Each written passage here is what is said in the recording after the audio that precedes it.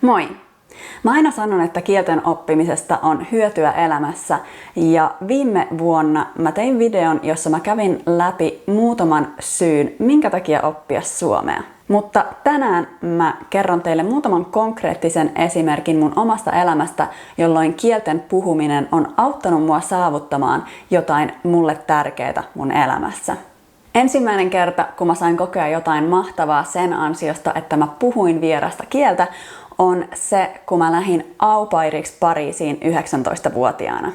Okei, tässä vaiheessa mä en ollut vielä löytänyt luonnollista metodia, enkä mä 3 vuoden Ranskan opintojen jälkeen vielä puhunut sitä mitenkään sujuvasti, enkä edes ymmärtänyt paljon, mitä mun perhe sanoi, mutta sen ansiosta mä löysin tämän ihanan perheen Pariisista ja mä sain asua siellä ilmaiseksi muutaman kuukauden ajan. Voiko parempaa toivoa? Seuraavan kerran, kun mun kielitaidosta oli hyötyä, oli kun mä pääsin Australiaan opiskelijavaihtoon. Tämä vaihto-ohjelma oli erittäin suosittu ja vaan murto-osa hakijoista hyväksyttiin. Mun täytyi käydä englannin kielitesteissä ja kirjoittaa motivaatiokirja myös englanniksi. Onneksi mun englannin kielen taito oli todella hyvä ja mä pääsin tähän vaihto-ohjelmaan ja tää oli yksi mun elämän suurista unelmista ja aivan mahtava kokemus. Mä vietin siis 5 kuukautta Melbourneessa ja matkustelin ympäri Australiaa ja kävin myös Uudessa-Seelannissa. Sitten mun opintojen lopussa mä pääsin vaihtoon Sisiliaan.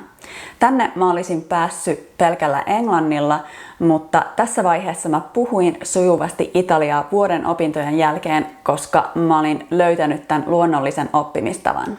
Ja Sisiliassa italian puhuminen tarkoitti ensinnäkin sitä, että mä pääsin oikeasti sopeutumaan tähän kulttuuriin, koska mun kaverit oli oikeasti paikallisia.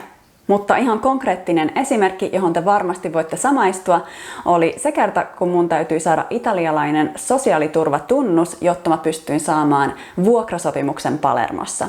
Ja mä tiedän, mitä Italian byrokratiasta sanotaan, mutta mun kokemus tästä oli se, että mä sain hoidettua koko prosessin noin puolessa tunnissa italiaksi. Tää oli ihan super iso voitto ja varmasti mua auttoi se, että mä puhuin italiaa. Viimeinen esimerkki liittyy myös italian puhumiseen. Mä olin Euroopan parlamentissa harjoittelijana ja yritin kuumeisesti löytää työpaikan mun harjoittelun jälkeen. Sitten yhtenä päivänä mä puhuin yhden italialaisen kollegan kanssa italiaksi ja se oli, että mitä? Sä puhut italiaa? Me halutaan palkata sut. Eli tämä italialainen meppi, europarlamentaarikko, tarvi avustajan, jolla olisi kokemusta näistä samoista direktiiveistä, joiden parissa mä tein töitä, ja joka myös puhuisi italiaa. Mä siis sain mun elämän ensimmäisen oikean työpaikan sen ansiosta, että mä puhun italiaa. Mä halusin puhua näistä, koska joskus voi olla vaikea nähdä, miksi vaikka suomen puhumisesta on hyötyä. Mutta koskaan ei voi tietää, mitä sen ansiosta voi tapahtua. Nähdään ensi kerralla. Moikka!